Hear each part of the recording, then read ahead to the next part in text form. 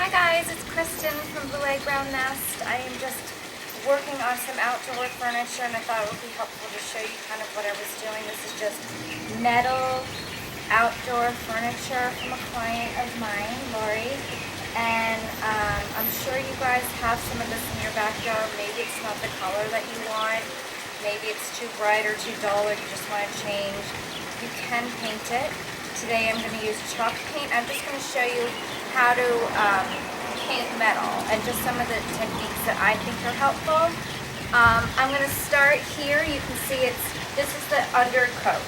This was a green set of furniture and you can see it's green.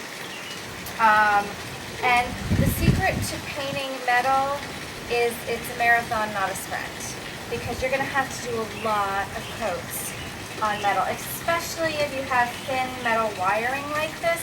You can't just take your paintbrush and go over it. You really got to go slowly. You got to do a lot of layers. You got to be patient with it. It's a lot of work to do chairs like this, even though they seem simple. So today, it's really important to use my oval brush.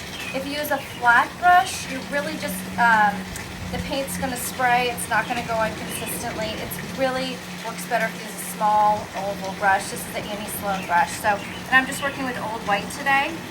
So I'm just going to use a little bit on my brush. And I'm going to kind of feather it on as I go. I'm going to make sure I'm not using too much paint because it will drip, and sanding drip marks on metal is not fun to clean up. In fact, you can't just sand it off like you can on wood. You'll have to sand it and then you'll have to go back and really touch it up. I mean, these chairs won't get distressed like other furniture, like wood furniture. So again, I just kind of feather it on. Obviously, this is not a full coat. It's just gonna kind of get it started, and I'm gonna come back after it's dry and do it again. So that's kind of the back of that chair.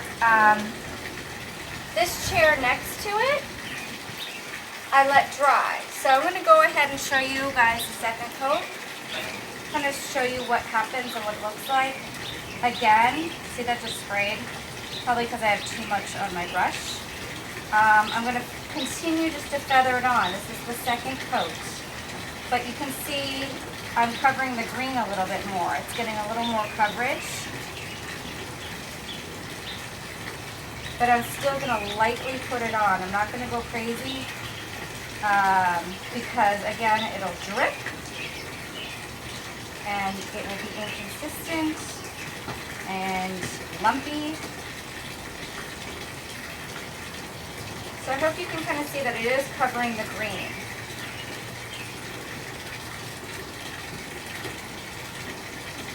The other thing you need to note about furniture like this is that there are so many crevices, so you're going to be doing a lot of touch-up work. So again, go slowly. If this is for a client, keep an extra few days and really go over it. Make sure you didn't miss anything, because a lot of people don't want to see an undercoat. If this were yellow, a yellow set, and I was doing like duck egg blue like I did for a client recently, same client actually, she didn't want to see the yellow coming through. She only wanted to see the duck egg.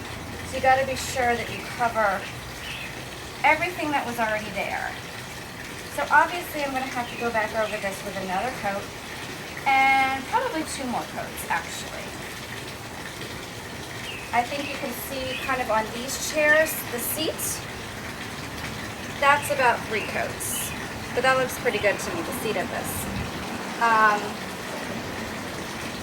I'm trying to think what else you need to know about painting outdoor furniture.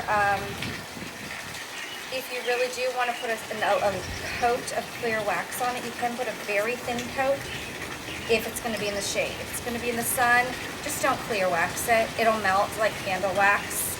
And then once it cools, the day cools and the sun goes down, it'll remelt wherever it was. So it's a little bit messy. That's why they say don't clear wax outdoor pieces. For more tips, videos, tutorials, check out blueeggbrownNest.com. and I'll see you guys later. Thanks.